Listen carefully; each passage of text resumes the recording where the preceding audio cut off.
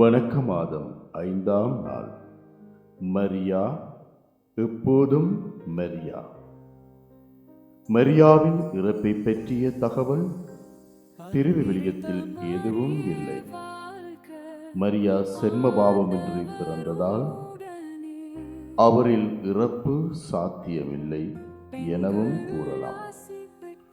ஆதலால் தான் மாதா விண்ணகத்துக்கு உயிருடன் எடுத்துக் கொள்ள பெற்றார் என்று திருச்சபை பாரம்பரியம் விசுவசித்து அதை மறை கோட்பாடாக அறிவிக்கின்றது.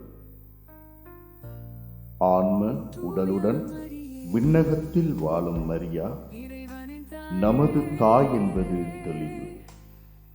இன்றும் அன்னை மரியா நமக்காக இறைவனிடம் செபிக்கின்றார், இறைவனிடம் பரிந்து பேசுகின்றார். நமது நிலை, தேவைகள், மன்றாட்டுக்கள் அனைத்தும் அவள் அறிந்து தாய் அன்புடன் நமக்கு உதவ காத்திருக்கின்றார்.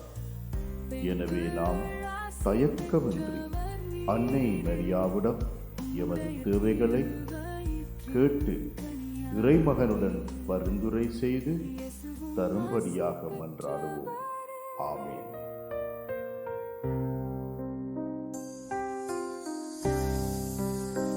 அருள் நிறைந்த மரியே வாழ்க, ஆண்டவரும் உடனே.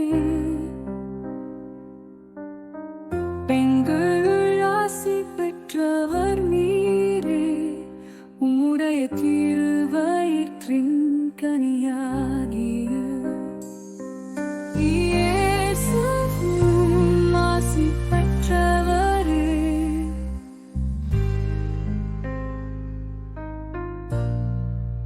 தூய மரியே,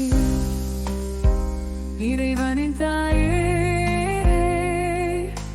பாவிகளாய் இருக்கிற எங்களுக்காக இப்பொழுதும் எங்கள் இறப்பின் வேளையிலும் வேண்டிக் கொள்ளும். அருள் நிறைந்த